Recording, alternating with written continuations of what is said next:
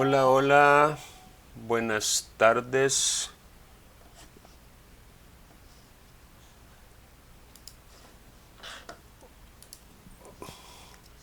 ¿Alguien me puede confirmar que escuchan, por favor?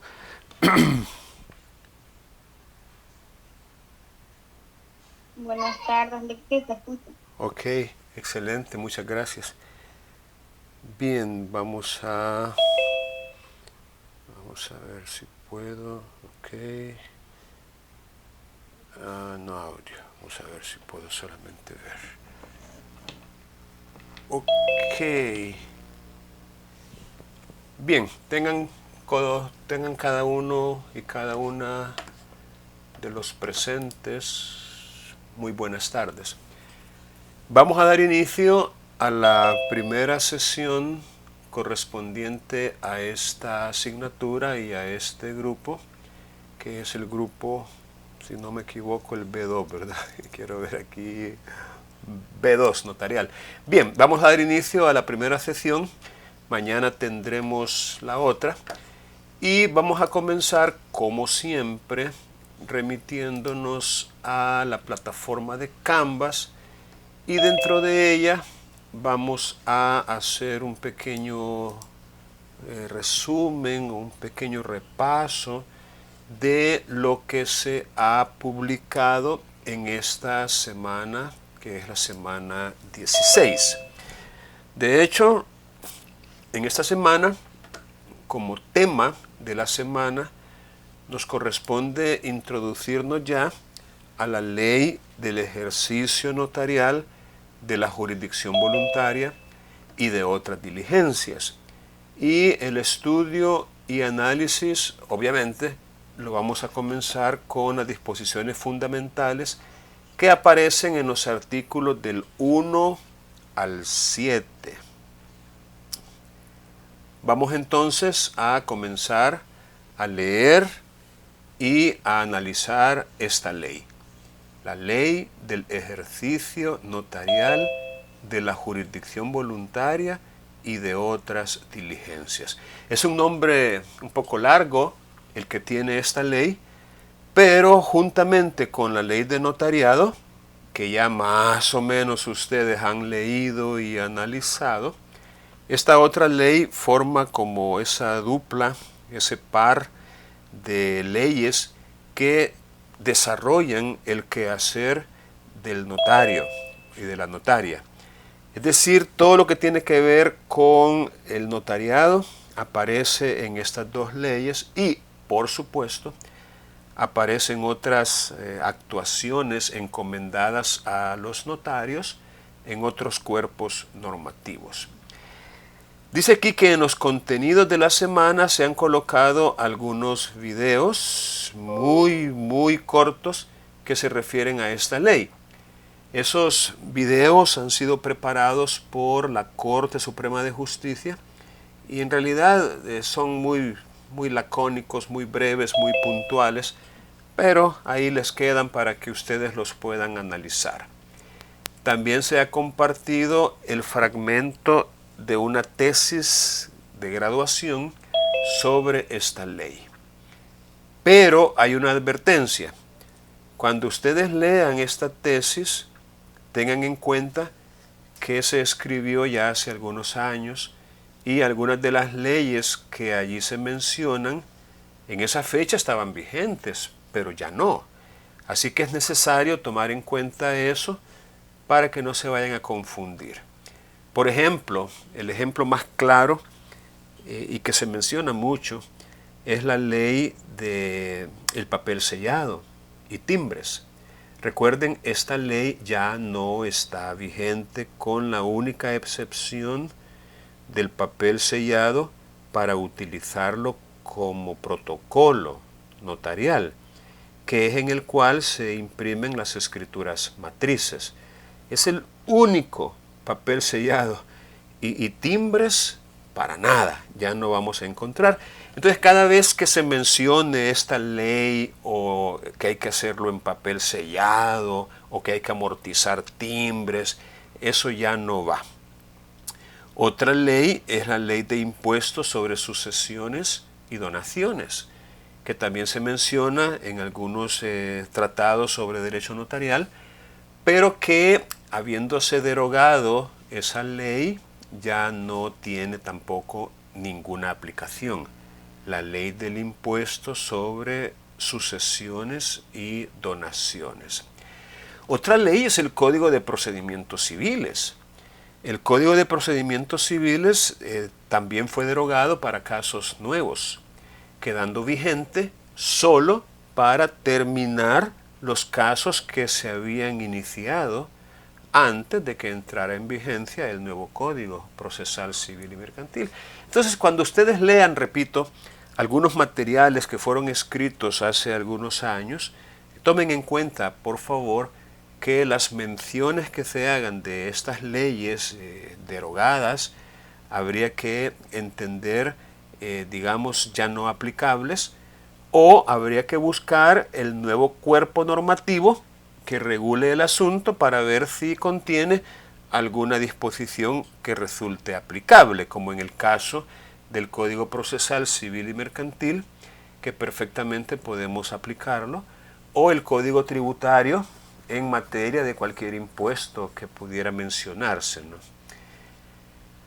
En esta parte del bloque de aprendizaje, es decir, a partir de esta semana, vamos a elaborar, óigase bien, un expediente notarial sobre alguna de las diligencias contenidas en esta ley. Es decir, un expediente sobre una de las diligencias contenidas en esta ley.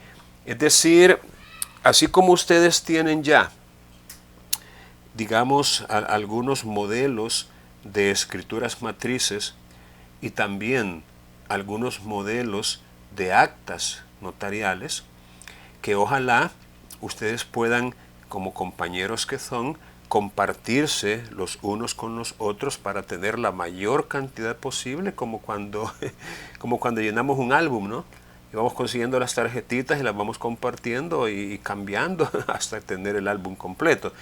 De la misma manera, van a tratar de reunir expedientes notariales formados con base en las disposiciones de esta ley, la ley del ejercicio notarial. Entonces no dejen pues de tener en cuenta eso, porque vamos a elaborar cada persona, esto no va a ser en equipo, va a ser individual, cada persona un expediente sobre alguna. Es decir, las diligencias son varias, pero no vamos a hacer uno de cada una, sino solamente uno. Y obviamente después podemos compartir con los demás. Aquí tenemos pues los botones que nos llevan a la ley de notariado, a la ley del ejercicio notarial y también a esta tesis de que les he hablado. Es una tesis de alguien que se graduó de la Universidad José Matías Delgado en San Salvador y que desarrolló este tema, comentarios a la ley del ejercicio notarial, de la jurisdicción voluntaria y de otras diligencias, pero repito, cuando estaban en vigencia algunas leyes que ya han sido derogadas. Aquí están estos videos cortos de que les hablé, que son o han sido preparados por la Corte Suprema de Justicia y que no tienen mucha duración. Los recursos complementarios son los mismos ya mencionados, la ley de notariado, la ley de ejercicio notarial y los comentarios hechos por esta autora en su tesis de graduación. Bueno, aquí tenemos las sesiones de la semana y la actividad de evaluación, que sería cómo elaborar un expediente notarial. Entonces va a ser individual en la parte en que cada quien hará un expediente y colaborativa en la parte en que hay que compartir con los demás. Yo te doy, tú me das y así pueden reunir la mayor cantidad posible de expedientes.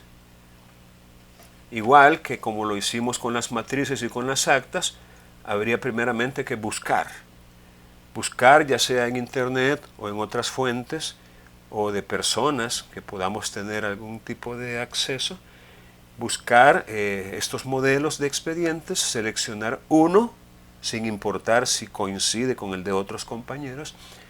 Ojalá que no cada quien tenga el mismo expediente, ese sería el colmo. Ojalá que puedan tener variedad, ¿no? Para que tenga sentido el aspecto colaborativo de la actividad. Luego que ya tienen seleccionado un modelo, pues obviamente hay que leerlo e identificar en él las partes. Eso se llama analizar.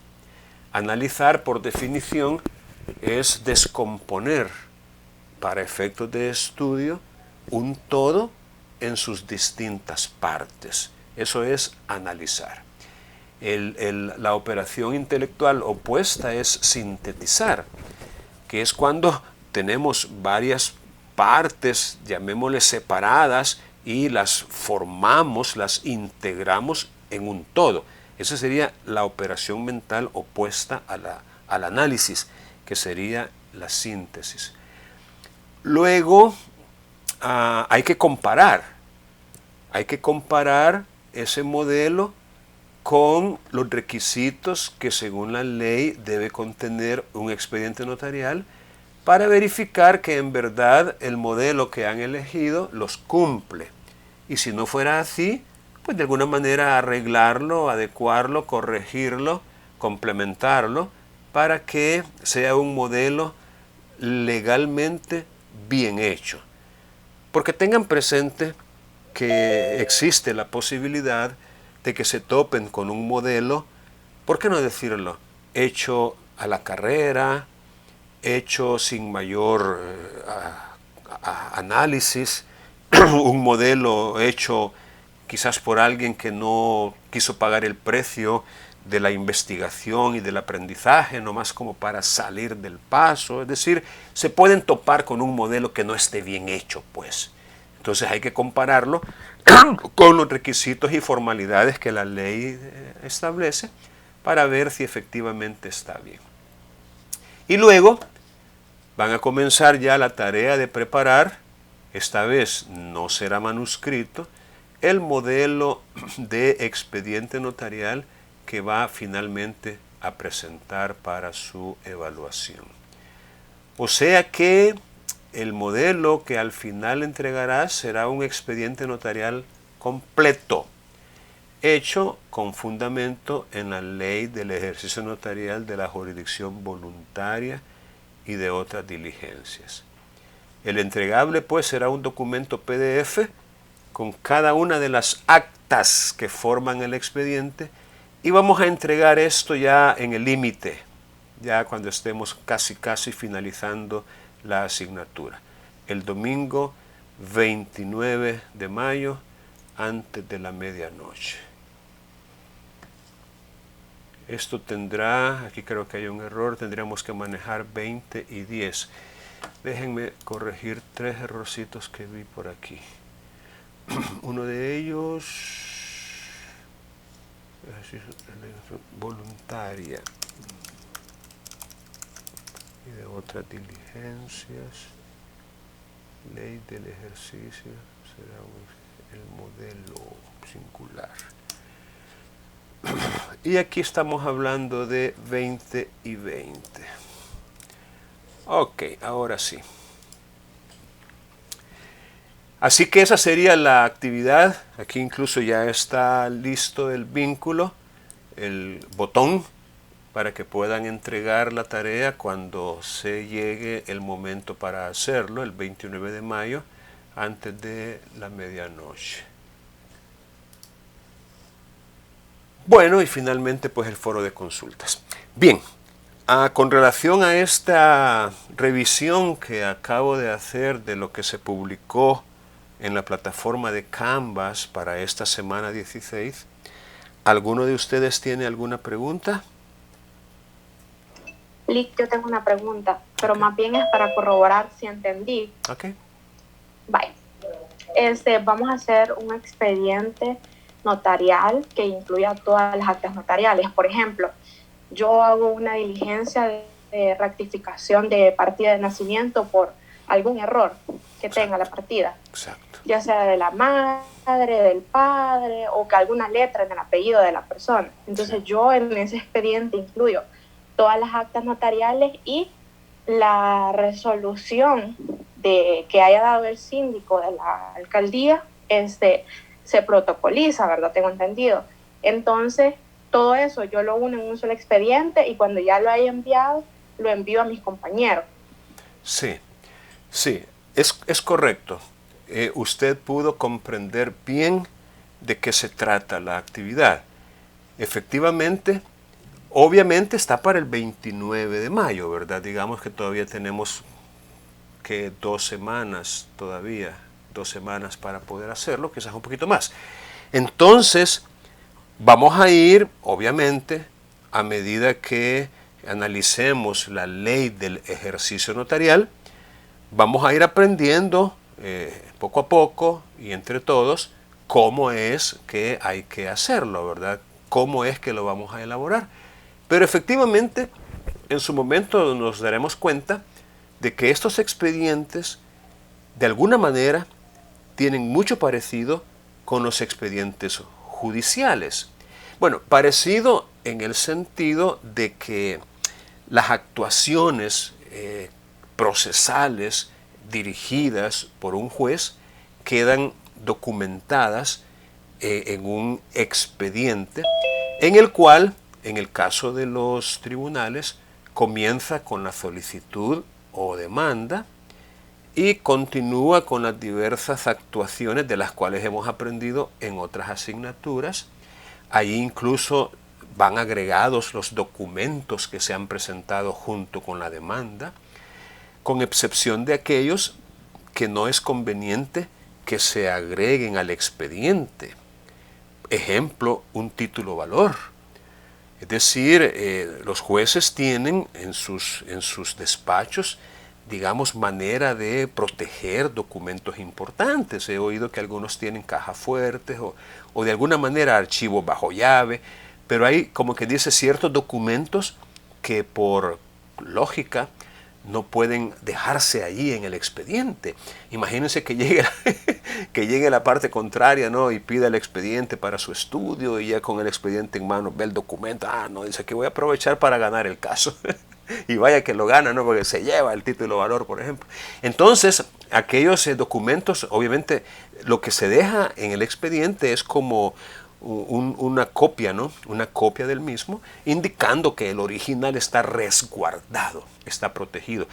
Y así, ahí hay esquelas, notificaciones, copias de oficios, respuestas que se han recibido de las distintas instituciones. En el expediente hay actas, ¿verdad?, de notificación, actas de audiencias, hay autos autorizados por el juez o por el tribunal y finalmente hay escritos adicionales al escrito de demanda, es decir, escritos que las partes presentan, es decir, ojalá cada uno de ustedes haya tenido ya oportunidad de revisar un expediente judicial, de tener contacto físico y directo con un expediente judicial.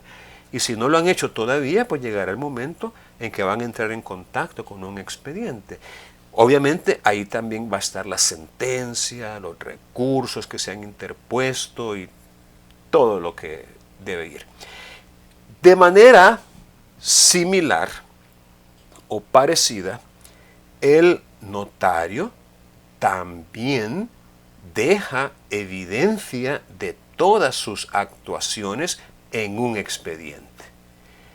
Pero a diferencia de los juzgados, en el expediente notarial, por regla general, y ya vamos a ver si existirá algún caso por ahí de excepción, pero por regla general no se presentan escritos. O sea, las partes interesadas no presentan escritos, no. Sino que llegan con el notario, le plantean la situación y cualquier cosa que le quieran decir, y el notario va a consignar en actas las peticiones y todo lo que le tengan que decir las partes interesadas. Es decir, no hay escritos, sino que la persona llega a la oficina del notario y el notario redacta un acta notarial y en esa acta consigna lo que la persona le ha manifestado. Sí hay agregación física o material de documentos.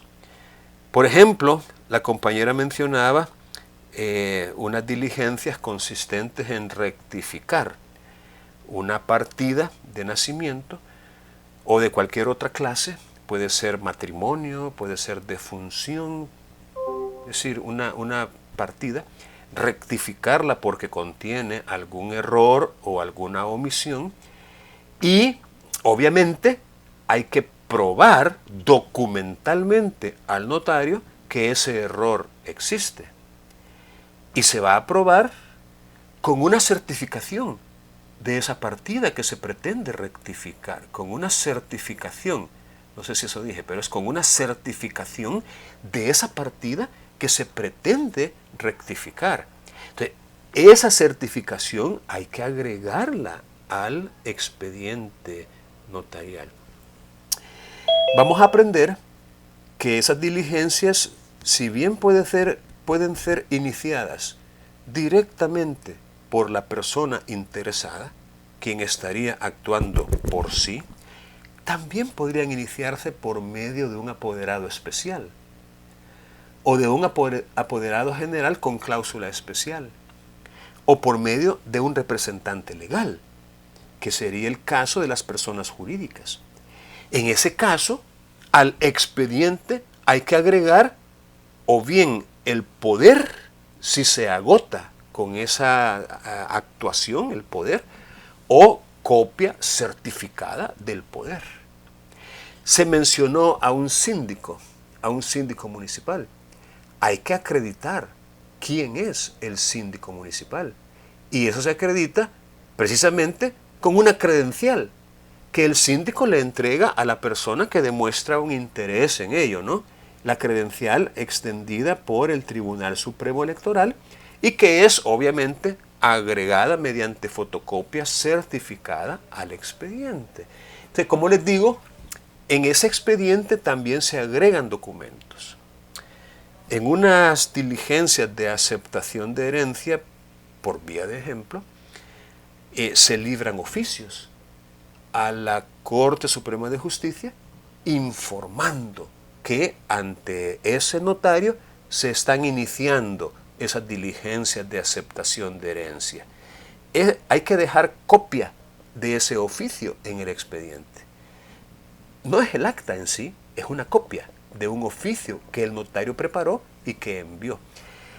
De vez en cuando hay que, se recibe, por otra parte, se recibe un informe de la Corte Suprema de Justicia, en donde le hacen saber al notario si con relación a ese causante, a ese difunto, ya se han iniciado diligencias de aceptación de herencia o de declaratoria de yacencia en otro lugar. Ese informe se agrega original al expediente. A veces hay necesidad de citar personas para que comparezcan a actuaciones notariales. Ejemplo, las citas que se hacen a los colindantes de un inmueble que se pretende remedir. En ese caso hay que dejar copia en el expediente de esas citas. Es decir, en el expediente notarial que vamos a preparar, un modelo o un machote, un borrador, en ese expediente se compone principalmente por actas. Normalmente no llevan escritos, pero sí actas. No llevan autos. Hay una diferencia a nivel judicial entre actas y autos, incluso en su redacción. La manera de redactar es diferente. Un acta es un solo bloque de palabras, es un solo párrafo, un acta. Desde que comienza hasta que termina. El acta no lleva punto y aparte, es decir, párrafos separados. No, el acta es un solo bloque de texto. Los autos, esos sí, llevan punto y aparte, llevan una estructura un poco más presentable, un poco más leíble, digámoslo así, sí, un poco más agradable a la vista, los autos. Y también en el quehacer judicial tenemos sentencias definitivas, que no son los mismos autos, ni mucho menos las actas, no, que tienen su propia estructura, su propia manera de redactarse, las sentencias. En el quehacer notarial, actas, autos y lo que equivale a la sentencia, todo va en actas notariales. De tal manera que no hay autos, ni menos sentencia en el notario, o sea, en la oficina del notario. Bueno, entonces vamos pues a trabajar con esta actividad de ir preparando desde ya un expediente, desde ya, pero no es para mañana, pues, ni para el domingo, pero sí desde ya vayan pensando en esto. Y lo que les decía, imagínense que de repente usted se encuentre con un expediente tomando el ejemplo de la compañera, de rectificación de una partida. Pero la rectificación consistía básicamente en un cambio de nombre. Es decir, podría por error, repito, por error, incurrirse en esa, llamémosle, infracción procedimental, suponiendo equivocadamente que en diligencia de rectificación se podría cambiar el nombre de una persona, por vía de ejemplo. ¿Qué les quiero decir con eso? Lo que les quiero decir es que existe la posibilidad de que nos topemos con diligencias que estén desde su génesis mal hechas. Ejemplo, no tenía que haberse hecho así. Un ejemplo que ha sido bastante recurrente en el pasado y que no deja de causar algún tipo de ¿cuál sería la palabra? Comentarios, es cuando en sede notarial se han hecho diligencias para, digamos, generar un asiento de partida de nacimiento, pero respecto de personas que son menores de 18 años de edad. Es decir, se han dado casos en donde cuando no tiene partida de nacimiento registrada una persona, hay necesidad de hacer diligencias para establecer subsidiariamente el nacimiento de una persona. Es decir, para crearle pues una partida de nacimiento, porque no la tiene. Si esta persona fuera menor de 18 años de edad, es decir, aquel cuya partida hay que crear, no se puede ante un notario, solamente ante un juez. Es posible, repito, que usted se encuentre con un caso en donde ante notario se han seguido estas diligencias para crearle una partida de nacimiento a una persona menor de 18 años. Me gustaría hacer una aclaración. Durante algunos años, hace ya algún tiempo, en realidad era una cuestión, llamémosle, no definida o no determinada en cuanto a que si un notario podía hacerlo o no. En lo personal, yo tuve contacto con diligencias hechas así, pero por notarios de la vieja escuela. por notarios, es decir, notarios reconocidos, pues, que han tenido, bueno, uno de ellos hasta fue presidente de la Asamblea Legislativa. Pues, nosotros tuvimos aquí en San Miguel un notario, abogado y notario, que hasta fue presidente de la Asamblea Legislativa. Es decir, y, repito, he visto pues que ante sus oficios se hicieron de estas diligencias. Pero repito, porque no estaba, digámoslo, controvertido o no era discutido el hecho de que sí se podía siempre y cuando, fíjese bien, y eso era obvio, comparecían ya sea la mamá en representación del menor o ambos padres. Y sobre la base de que ellos eran los que manifestaban el interés de generar un documento comprobatorio de su calidad de padres con respecto a ese menor. Entonces, con esos argumentos en mente, pues definitivamente muchos notarios hacían este tipo de diligencias. Pero llegó un momento en que alguien allá en la corte dijo, no, ¿qué va a hacer? Eso no es posible, no se puede, eso no está bien.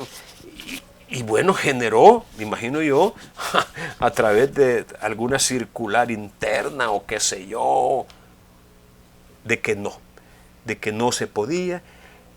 Y a partir de entonces, ya no se hacen, definitivamente ya no se hacen. Es más, cuando estas personas que habían obtenido su partida de nacimiento de esta manera, en diligencias notariales, iban a sacar su DUI,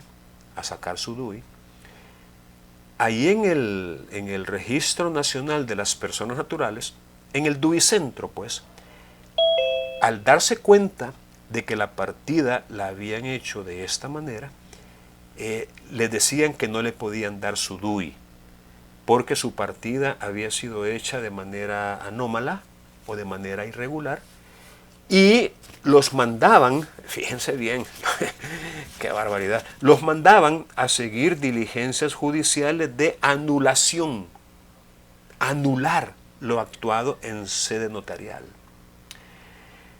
Luego cambiaron el criterio y dijeron, no es necesario que se pida la anulación. Basta con que ya mayor de edad ratifique, ya mayor de edad vaya y ante notario ratifique lo que se hizo por sus padres cuando él era un menor de edad.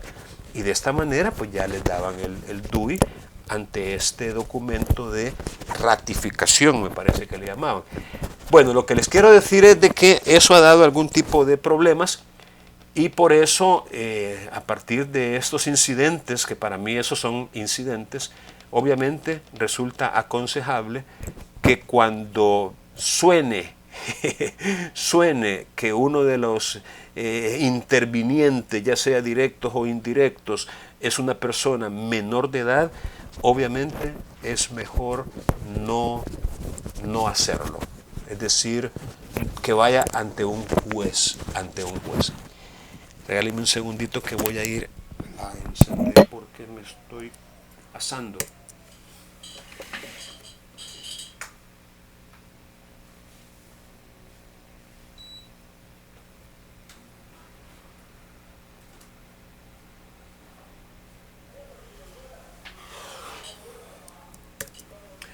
Ok, ¿alguna pregunta que tengan por ahí?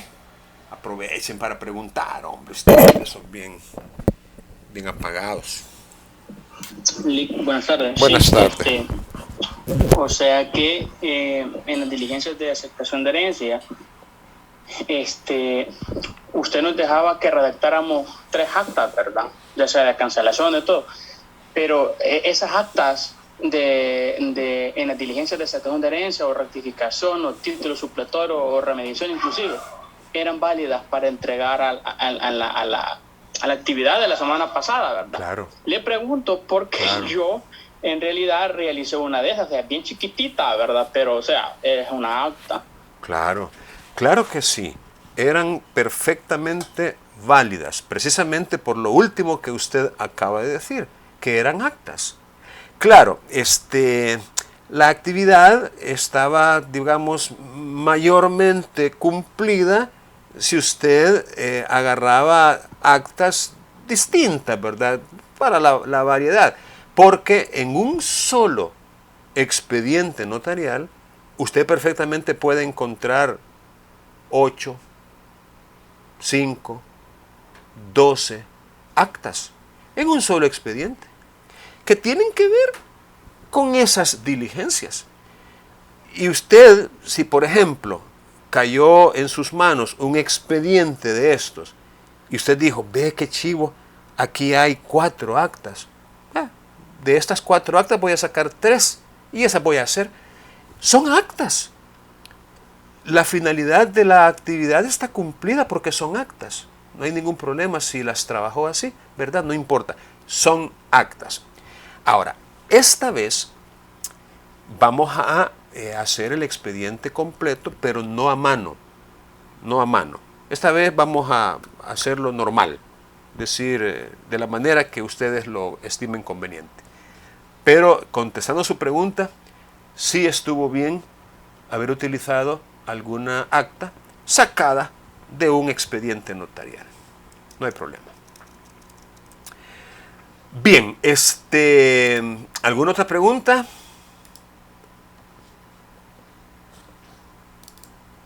Lic, este expediente es el laboratorio 2, el 20%. No, es parte del parcial. Ah, ok. Es 20% o el 40%. Es que el parcial vale 40, ¿va? Ajá. Pero yo le voy a asignar solo el 20% porque usted ya sabe de dónde va a salir el otro 20%.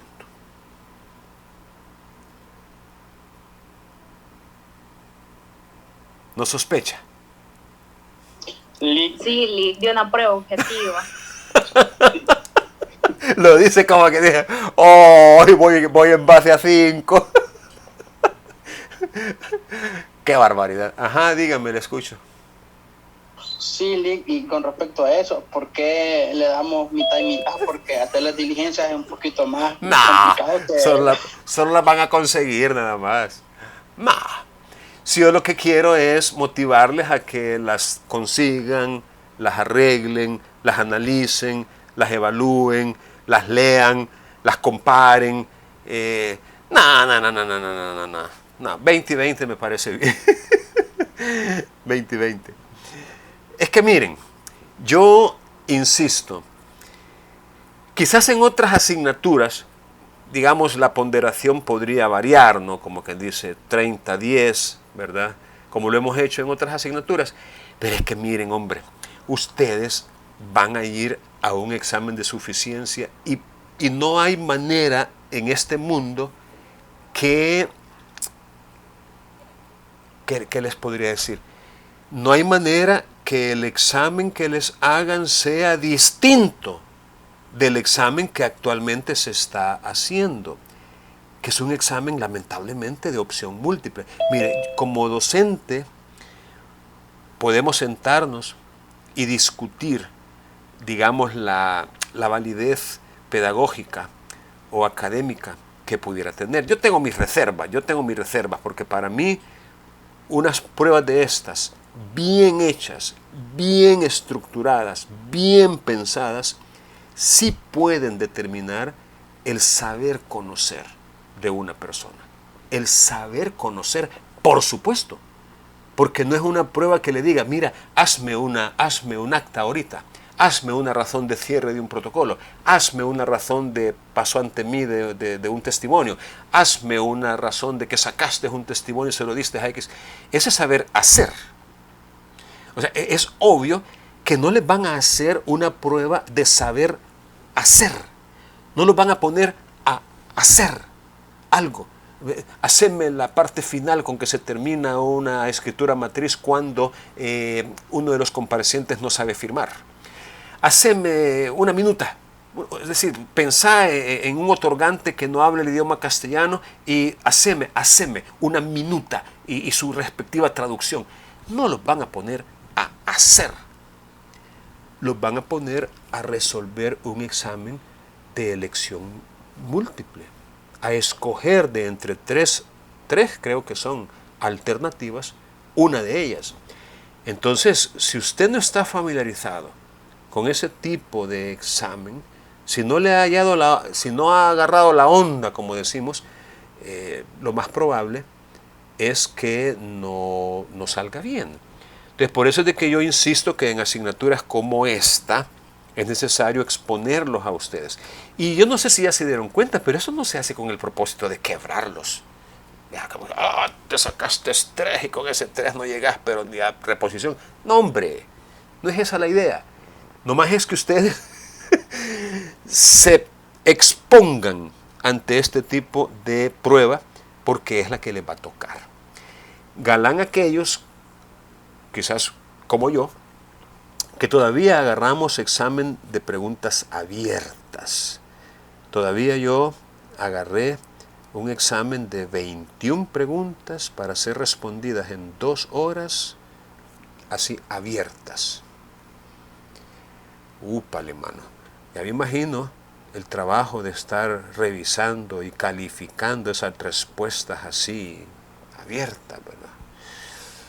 Pero bueno, así era para entonces. Pero ante la multitud de solicitantes, abogados queriendo hacerse notarios, y hablo de multitud, pues hablo de pasar de 1000 a 10.000. Sí, así de alto el incremento. Entonces ya no se puede, ya no se pudo, ni se podrá hacer ese tipo de pruebas. Entonces ahora necesariamente tiene que ser un examen así, tipo PAES, pues. Ni modo. Así que por eso es de que voy a mantener el 2020. ¿Alguna otra preguntita por ahí? Bueno. Sí, con respecto a esa diligencia, ¿se van a agregar solamente las actas o hay que agregarle, digamos, las partidas, las certificaciones de partidas de función, de nacimiento, qué sé yo, porque te doy solamente las actas? Muy buena pregunta. Vamos a trabajar solo con las actas, ¿verdad? Pero, ojo, si por vía de ejemplo se trata de una rectificación de partida, en el acta usted tiene que relacionar que tuvo a la vista y que se va a agregar al expediente la certificación de la partida de nacimiento que está a folios 200, página 200 del libro tercero de reconocidos que la alcaldía municipal de tal lugar, tal departamento llevó en el año, una relación del documento. Es decir, al leer el acta, en el acta va a constar que el notario tuvo a la vista X y Y documentos, los describe los documentos de la manera que se lo acabo de decir y que los va a agregar. No va a ser necesario agregarlos, pero sí relacionarlos en el acta correspondiente. Ejemplo, usted le dio audiencia al síndico municipal. Usted va a decir en el acta que tuvo a la vista la credencial de elección como síndico del señor fulano de tal, credencial que fue extendida por el señor secretario del Tribunal Supremo Electoral en tal fecha y que agregaré a continuación en el expediente. ¿Ya lo relacionó? No hay problema, no tiene por qué conseguir una credencial, aunque bueno sería que por lo menos las conociera, pero no es necesario que las agregue físicamente. Entonces, contestando su pregunta, este expediente lo vamos a hacer únicamente con las actas. ¿De acuerdo? ¿Alguien más desea preguntar algo? Bueno, entonces vamos a aprovechar lo que nos resta para ver si podemos comentar en la ley del ejercicio notarial los primeros, los considerandos y los primeros artículos, a ver hasta dónde llegamos. Bien, voy a pedir que me apoye en la lectura lectura, como siempre lo suelo hacer, vamos a pedirle a Darling Giselle. Darling Giselle. ¿Está por ahí, Darling? Como dijo Lick, Darling dijo, ¿verdad? Darling Giselle, sí. Sí. Le leo, ¿qué parte le leo? Todo eso. Lo que está en pantalla, sí. Aquí. Bueno, la Junta Revolucionaria de Gobierno, considerando, número 1, que la jurisdicción voluntaria actualmente de la competencia de los jueces ordinarios no aplica a la solución de litigios o conflictos de intereses mediante sentencias que pasen en autoridad de cosa juzgada. 2, que esa atribución también puede concederse a los notarios para que estos, como delegados del Estado, puedan dar fe y resolver respecto a asuntos de la jurisdicción voluntaria con los mismos efectos y consecuencias de derecho.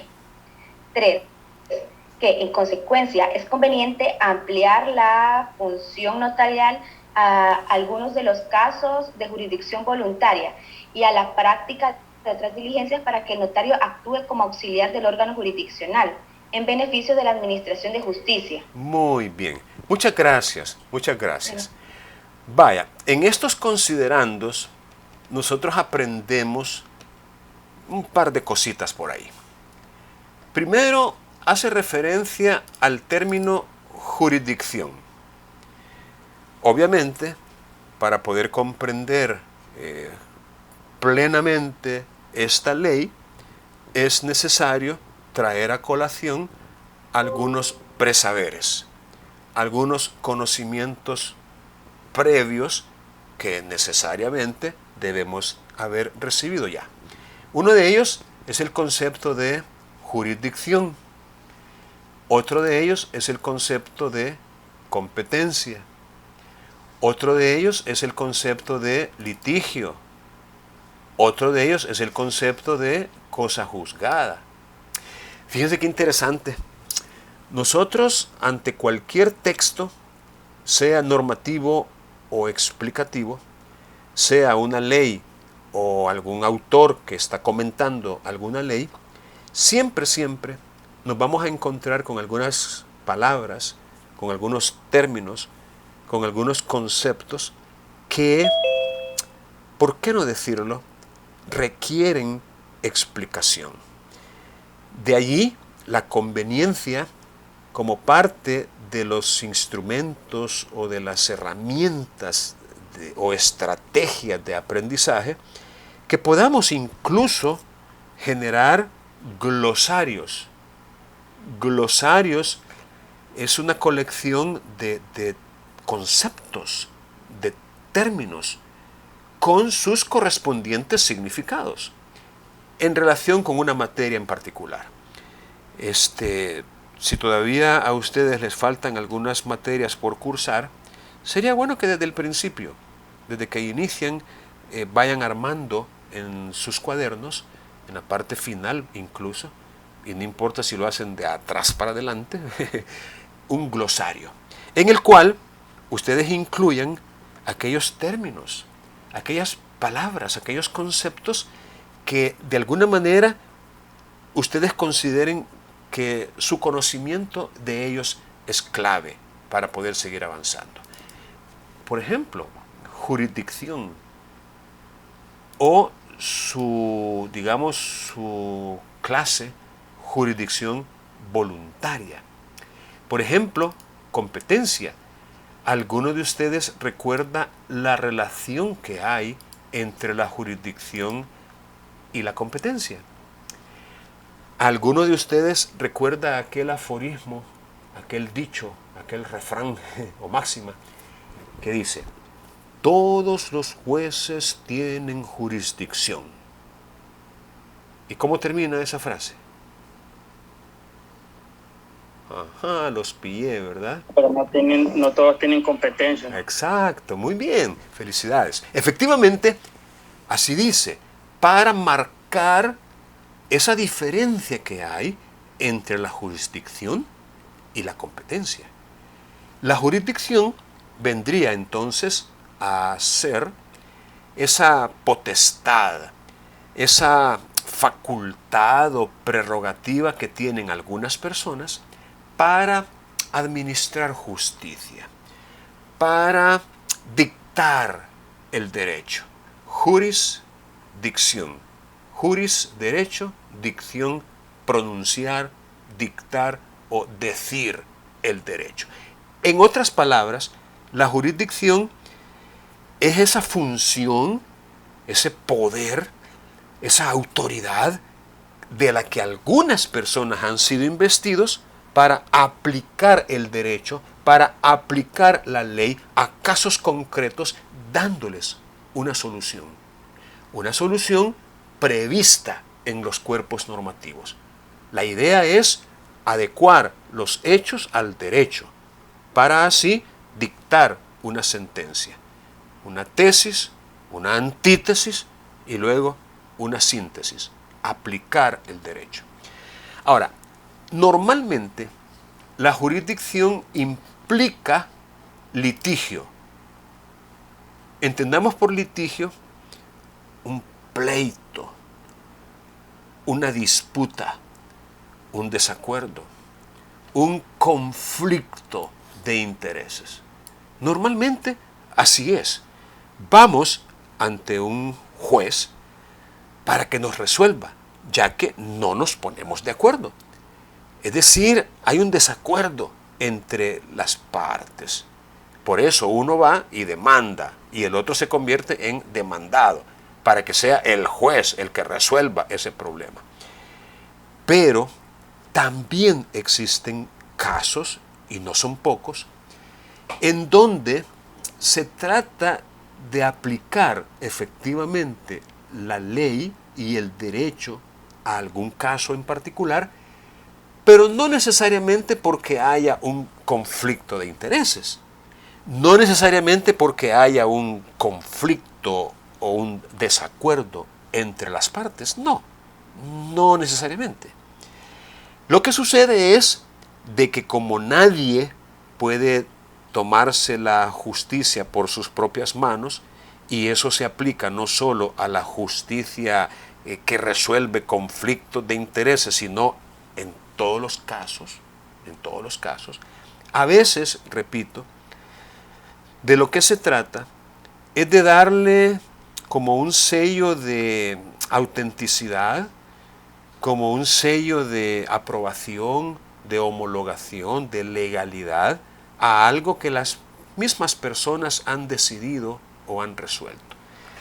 El ejemplo que mejor ilustra esto, esta diferencia entre la jurisdicción contenciosa y la jurisdicción no contenciosa o voluntaria, el ejemplo que traigo a cuenta es el de un divorcio. Según el Código de Familia, el divorcio puede darse por 3 motivos, o razones, o causas. ¿Alguno de ustedes recuerda cuáles son? Mutuo consentimiento, Ese es uno.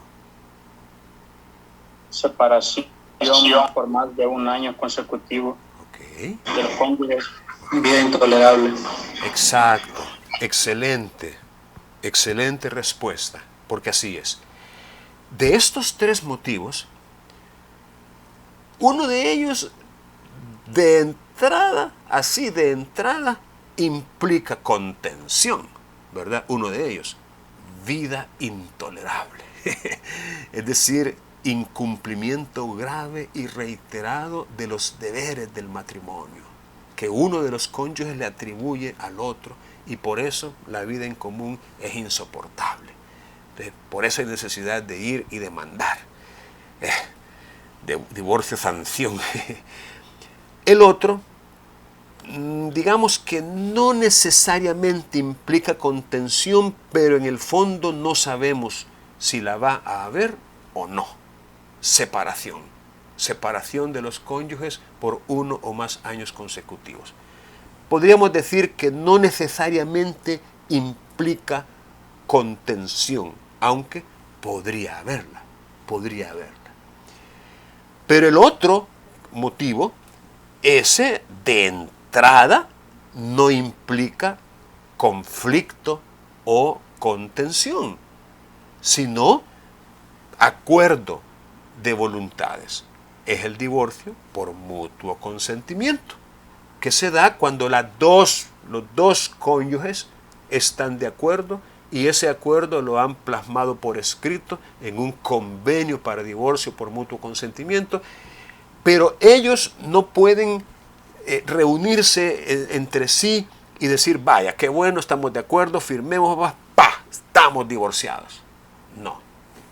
Esa decisión que ellos han tomado necesita el aval, digámoslo así, necesita la aprobación, necesita que una autoridad, en este caso un juez, escuche y diga, ok, está bien, decreto el divorcio entre ustedes, pero sin conflicto, sin contención. La jurisdicción voluntaria entonces es esa, aquella en donde se requiere, se necesita un sello de autenticidad o de legalidad dado por una autoridad, ¿por qué no decirlo? Por un funcionario, porque la jurisdicción es una función. La jurisdicción voluntaria, repito, requiere de ello, pero no hay litigio, no hay conflicto, no hay cosa juzgada en las decisiones que se toman. Por eso llegó un momento en que la Junta Revolucionaria de Gobierno, y eso fue en el, vamos a ver si encontramos, eso fue en el 82, abril de 1982. Ustedes creo que no habían ni nacido.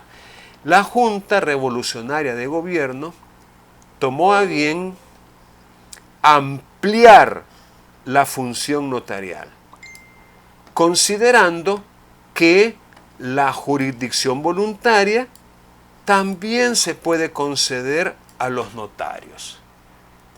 Eso fue un motivo de alegría, digo yo, para los notarios, porque en ese tiempo una de las, digamos, consideraciones o una de las causas de hecho que motivaron esto era digamos, la enorme cantidad de trabajo que tenían los juzgados en materia civil.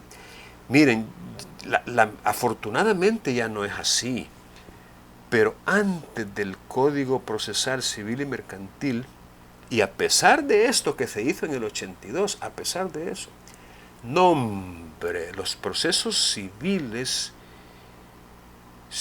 especialmente, los mercantiles también, pero los civiles con mayor frecuencia, tardaban en resolverse literalmente años. Otra vez, había pues mucho trabajo, una carga laboral enorme. Claro, a eso contribuían otros factores, pues como la dedicación, el empeño, la responsabilidad, versus la pasividad con la que resolvían. Estamos hablando de jornadas laborales disminuidas en muchos casos. El órgano judicial hubo un tiempo que trabajaba solo las mañanas, de 8 a 1, y las tardes libres. Eso sí, trabajaban el sábado, pero el sábado solo llegaban a leer el diario. Es decir, contribuía a muchas otras cosas. Lo que quiero decir es que llegó un momento en el cual se decidió que la jurisdicción voluntaria también pudiera ser conocida y resuelta por los notarios, ya que los notarios son delegados del Estado y no hay ningún problema en que ellos puedan dar fe y resolver respecto de esos asuntos, con los mismos efectos y con las mismas consecuencias de derecho de las resoluciones dictadas por los jueces.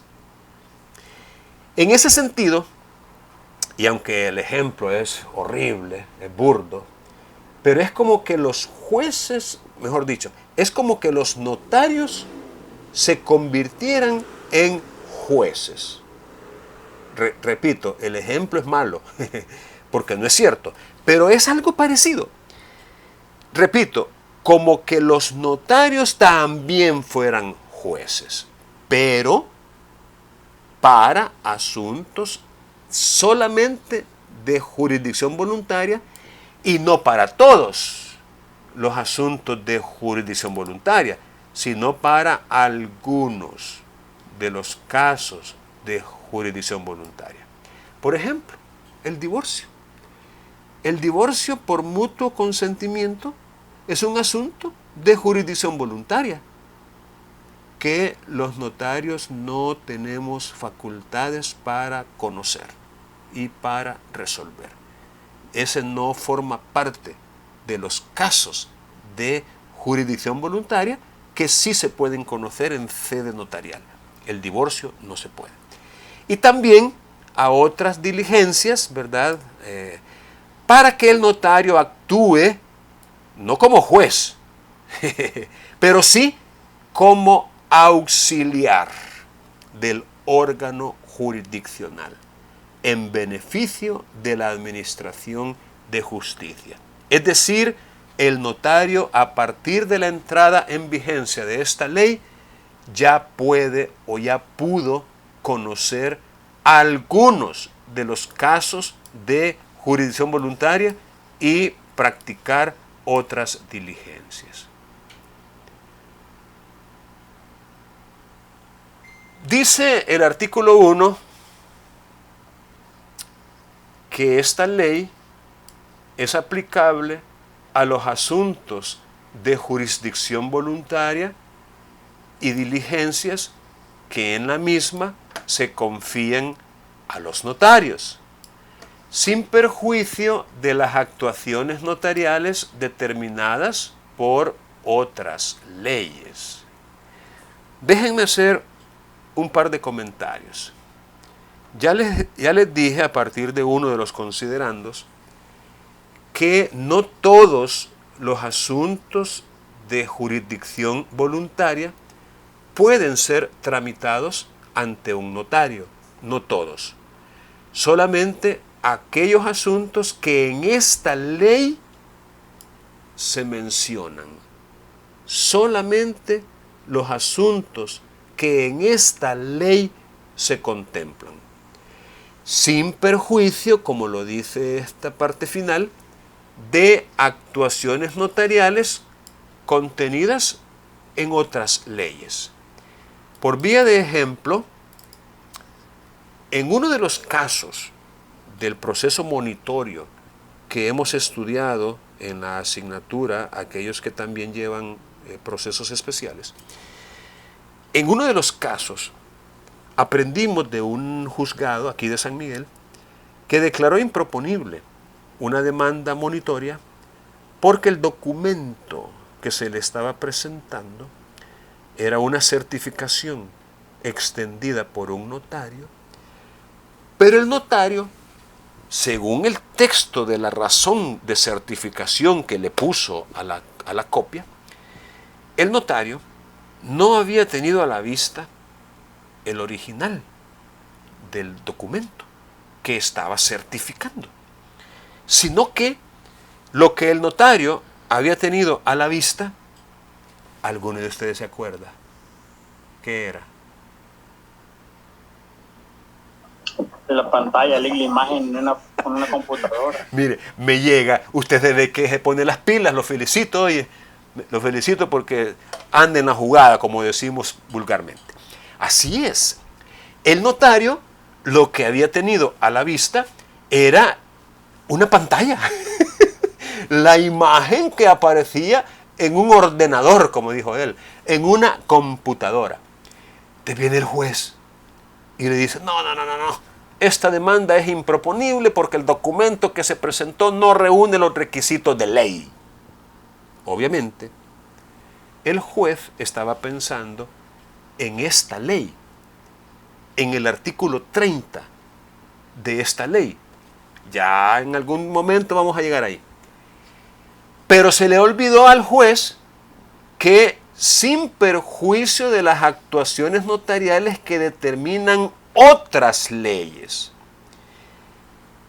y a pesar de que parece que en primera instancia se había mencionado esa otra ley, pues el juez no quiso validar el argumento y fue la Cámara la que revocó la decisión del juez Acuo, mencionando que hay una ley, artículo 32 de la ley reguladora de las actividades financieras, no me acuerdo cómo se llama, es una ley con la cual no estamos familiarizados porque no tenemos por qué, pues uno se familiariza con aquellas leyes que necesita, no con todas, eso es imposible, ni que fuéramos todólogos. Pero bueno, lo que les quiero decir es que la Cámara efectivamente hizo esa relación.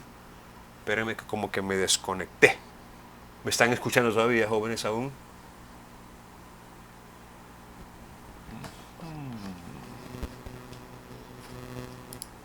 WhatsApp.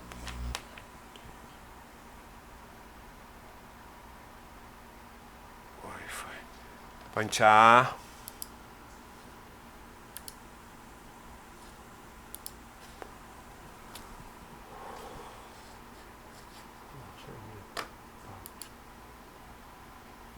Van a disculpar la interrupción porque de repente me quedé sin señal y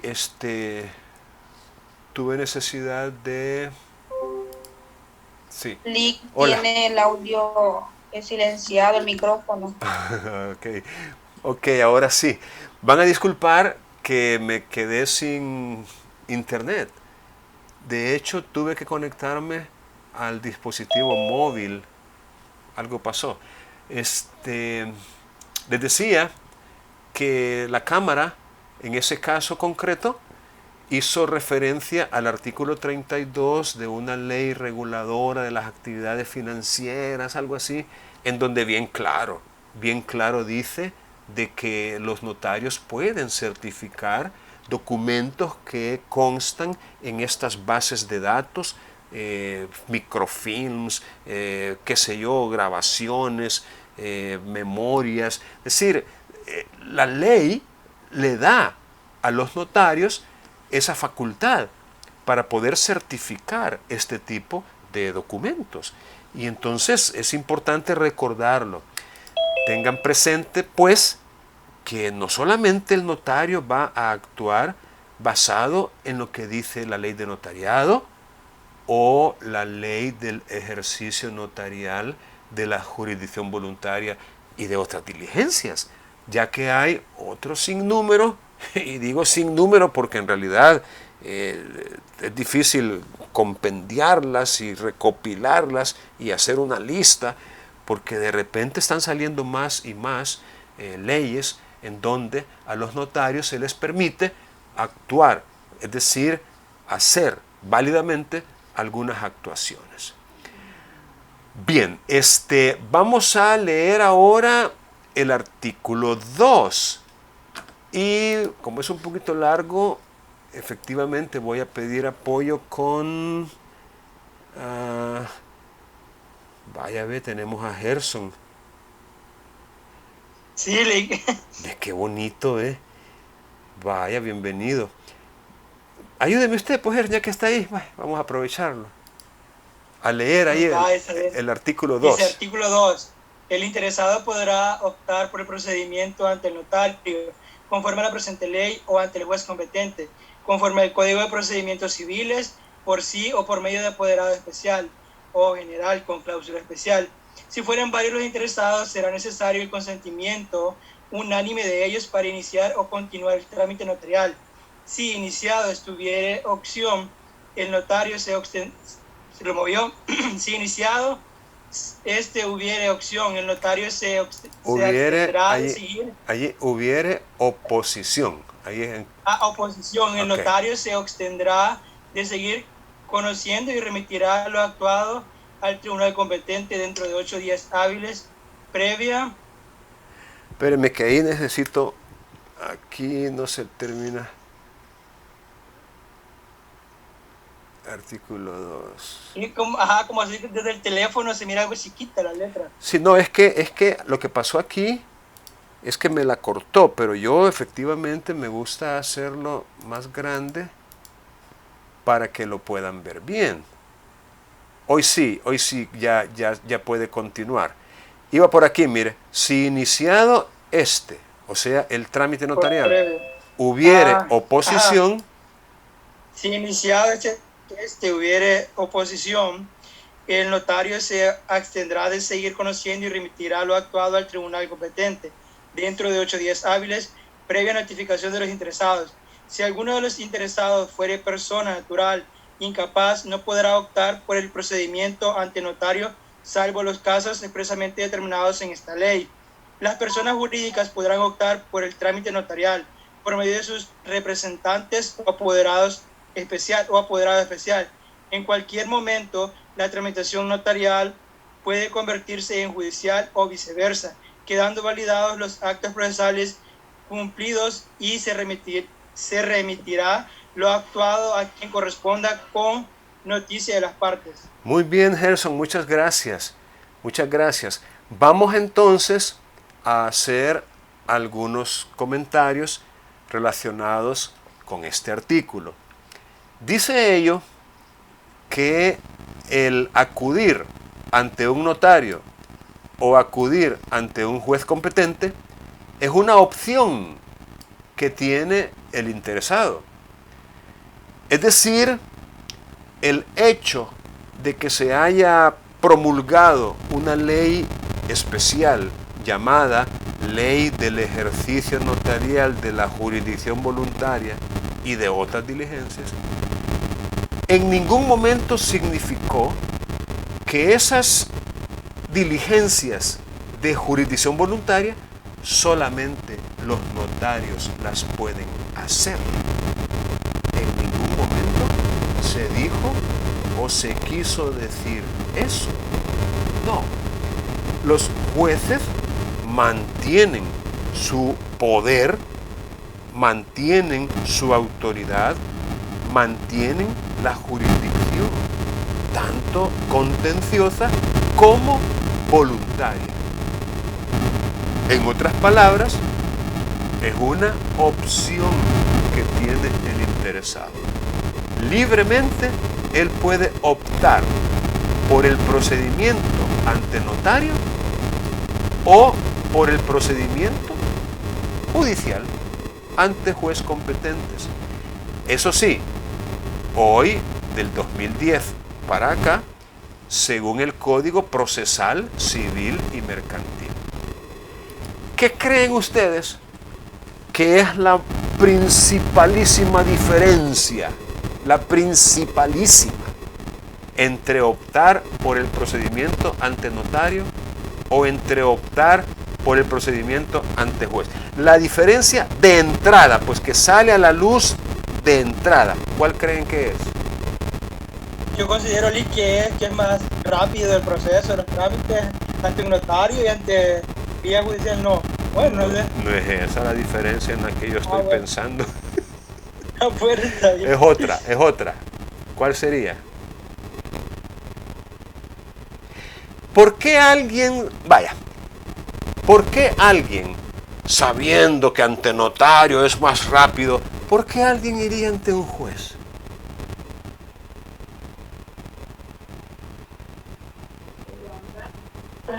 Por el interés económico. Claro, porque el notario le va a cobrar, lo cual está bien, es decir, no hay ningún problema. Ahora, que vamos a entrar a filosofar y a decir que en ese caso la justicia no es gratuita, yo creo que es mucho, es pensar más allá de la cuenta.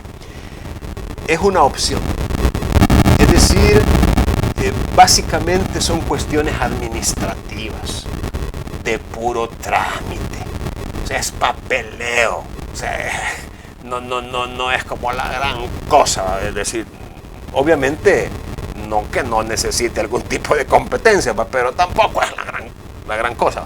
Es decir, efectivamente, el notario va a cobrar honorarios. Nosotros en El Salvador no tenemos una tarifa, aunque existe un arancel judicial y más o menos se menciona por ahí al notario en cuanto a ciertos cobros, pero tenemos libertad para establecer honorarios. Muchas veces son preguntas así como recurrentes. Mire, ¿cuánto se puede cobrar en esto? ¿Y cuánto se puede cobrar en aquello? ¿Y cuánto se puede cobrar? ¿Cuánto?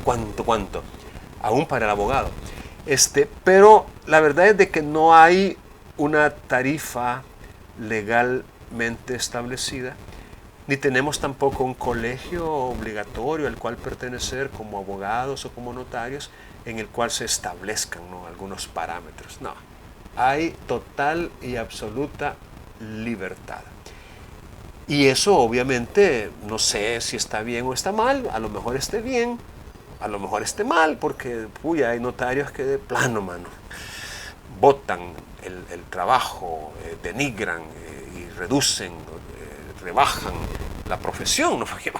No sé si ustedes han escuchado de notarios que por $5 hacen un documento de traspaso de vehículo, por una cora autentican una firma. No, hombre, eso es mejor que entregue el sello que haga otra cosa, hombre, pero bueno. Es decir, pero esa es la diferencia en la que yo estaba pensando. Ahora, ¿cómo llegar ante un notario para iniciar estas diligencias? Hay, según este artículo, 4, llamémosle posibilidades, 4 escenarios. El primero es el de un interesado que comparece por sí. Probablemente sea el escenario más común, en donde el interesado no necesita de alguien más, sino que él directamente va con el notario, le plantea su situación, su problema, su caso, lo que él quiere hacer, por sí. La otra alternativa es por medio de un apoderado especial. Según el Código Civil, un poder o mandato puede ser general o puede ser especial. Es general aquel que se da para todos los negocios del mandante, y es especial cuando se da para uno o varios negocios, pero que se determinan, que se especifican de manera puntual.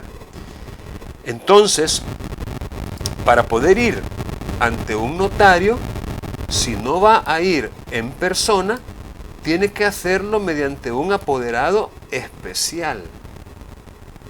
Se admite también un apoderado general siempre y cuando lleve cláusula especial. Hasta aquí van 3 opciones: por sí, mediante un apoderado especial o mediante un apoderado general con cláusula especial.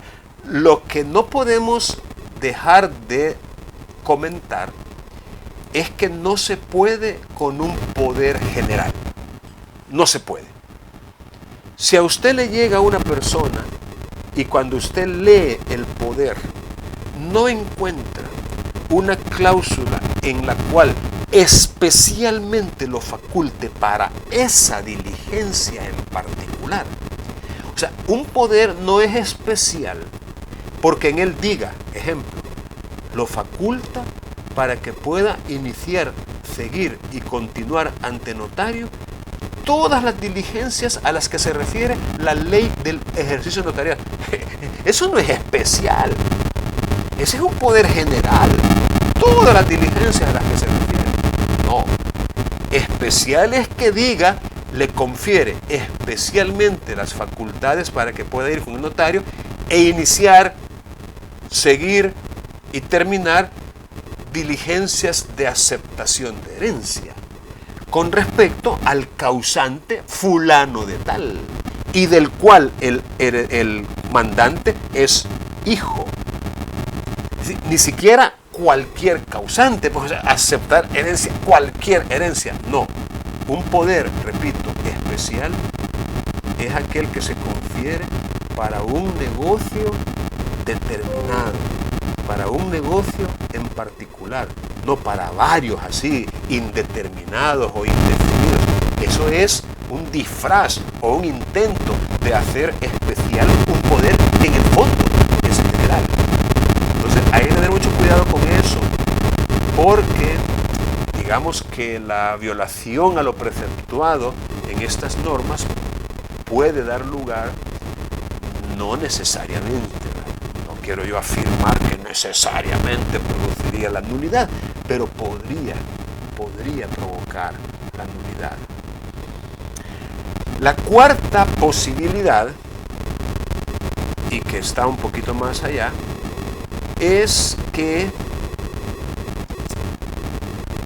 una persona jurídica, como no tiene existencia tangible o física o real, sino que la persona jurídica tiene una existencia ficticia, ¿no? La persona como tal, la jurídica. Entonces tiene que ir por medio de su representante legal o por medio de un apoderado especial. Representante legal de una persona jurídica es aquella que se menciona en su acto constitutivo. Por ejemplo, una sociedad mercantil, normalmente las sociedades son gobernadas por una junta directiva o por un administrador único. En la escritura de constitución normalmente aparece cuál es la forma de gobierno de una sociedad como persona jurídica que es. Pero no son las sociedades las únicas personas jurídicas, hay muchísimas más. De hecho, está el Estado. Eso.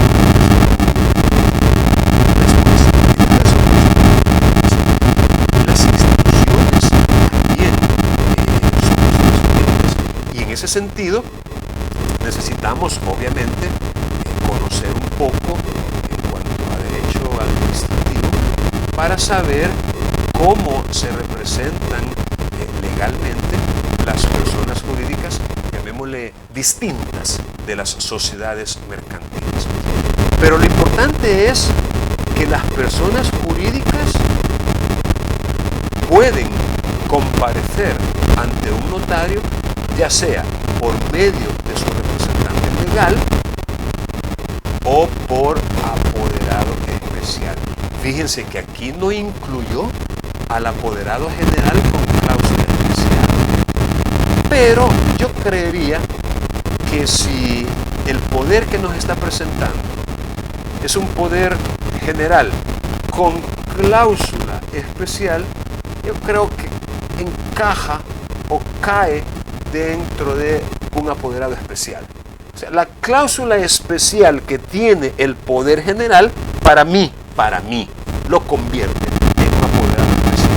Yo no tendría ningún reparo, ninguna objeción en que una persona jurídica pudiera comparecer ante el notario con un poder general con cláusula especial, aunque no lo diga expresamente como lo dijo en esta otra parte, o general con cláusula especial, como queriendo decir que son cosas distintas. Pero en mi opinión, si usted tiene un poder especial o si usted tiene un poder general con cláusula especial, para mí,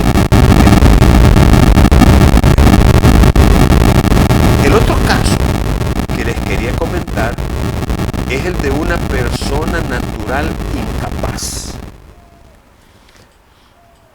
Aquí entran, en principio, los menores de 18 años de edad. No importa la edad que tenga, si es menor de 18, es una persona natural incapaz. Pero también podrían entrar personas mayores de 18 años, siempre y cuando haya una declaratoria de incapacidad dictada por juez competente, que sería un juez de familia. Y los casos son las personas que padecen enfermedad mental crónica e incurable y las personas que padecen de sordomudez y que por ende no pueden darse a entender. Es decir, no tienen, digamos, esa posibilidad de darse a entender de ninguna manera. Entonces, estas personas, siguiéndose un trámite judicial, podrían ser declaradas incapaces. Incapaces para, no incapacidad total, para todo, no. Incapaces para ciertos actos jurídicos, y en ese caso la misma autoridad judicial les nombra a quien le va a representar legalmente. Ahora bien, por regla general, si alguno de los interesados fuere persona natural incapaz, no se podrá optar por el procedimiento ante notario. Repito, por regla general. Recuerden, la excepción confirma la regla, en el sentido, y como lo dice otro aforismo, no hay regla sin excepción. El mismo artículo dice, salvo los casos expresamente determinados en esta ley. Entonces vamos a encontrar uno, quizás dos casos en esta misma ley donde alguno de los interesados podría ser una persona natural incapaz. Por regla general no se puede, pero por excepción sí. Entonces, en su momento vamos también a comentar cuáles podrían ser esos casos en donde, por medio de su representante legal, podría comparecer ante notario como interesado una persona natural incapaz. Nunca por sí, tiene que ser por medio de su representante legal. Sigue diciendo el artículo 2 que cuando los interesados en el trámite son varios, será necesario el consentimiento unánime de todos y cada uno de ellos para iniciar, o si ya estuviera iniciado y se descubre la existencia de otros interesados que no han participado todavía, para continuar el trámite se necesita el consentimiento unánime. Unánime significa de consuno, o sea, simultáneo, al mismo tiempo. Unánime es que todos tienen que estar de acuerdo sin excepción. Podría ser que tengamos ese consentimiento unánime, pero de repente alguno de ellos o alguien más que no había formado parte del trámite manifieste oposición. Entendamos por oposición el hecho de no estar de acuerdo. Señor notario, tengo entendido que mis hermanos, ante sus oficios, han iniciado un trámite de aceptación de herencia. Tengo entendido que los lindos ellos no me mencionaron a mí, que también soy hermano, hijo también del causante. Así que le digo que yo no estoy de acuerdo. Le manifiesto o le opongo oposición a esas diligencias. El notario, en tal caso, se abstendrá. Ya no puede seguir conociendo y debe remitir lo que haya hecho al tribunal competente dentro de 8 días hábiles. notificando a los interesados esa remisión. Aquí es donde le digo yo que podría darse por excepción un escrito dirigido al notario. Allí no me parece a mí que se pueda dar un ambiente de cordialidad como para que llegue ante el notario y le diga: señor notario, levánteme un acta, yo en el acta le voy a decir lo que le tengo que decir. No. En este caso me parece que es legítimo y totalmente válido un escrito dirigido al notario. Señor notario, tengo entendido que ante sus oficios se está remidiendo un inmueble. Y sé, porque yo vivo a la par, que me están agarrando como 8 metros con esa remediación. Así que me opongo a esas diligencias. Eso perfectamente se lo puede hacer saber al notario mediante un escrito dirigido a él. Y en ese caso, el notario va a tener que agregarlo al expediente y a continuación dictar en acta una resolución donde él se abstiene de seguir conociendo. Por recibido el anterior escrito en el cual fulano de tal manifiesta no estar de acuerdo con las presentes diligencias. En consecuencia, de conformidad con el artículo 2 de la ley respectiva, el suscrito notario resuelve abstenerse de seguir conociendo. Remítase lo actuado al tribunal competente con noticia de las partes.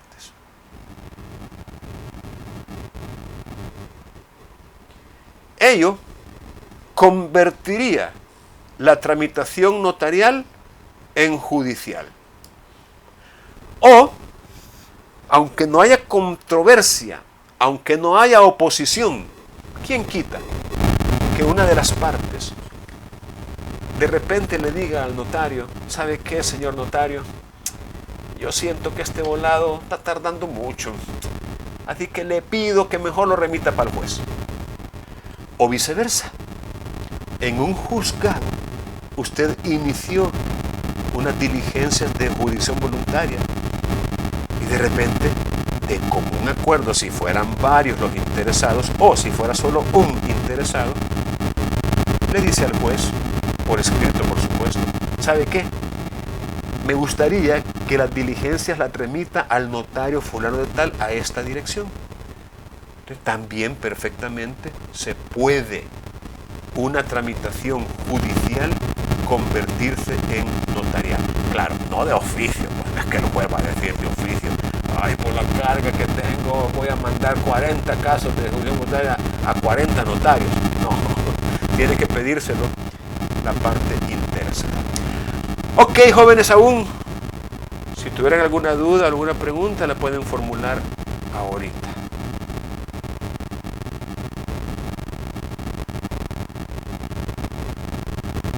Ok, voy entonces a detener la grabación para poder, lo que ya saben ustedes, tomarles la respectiva asistencia.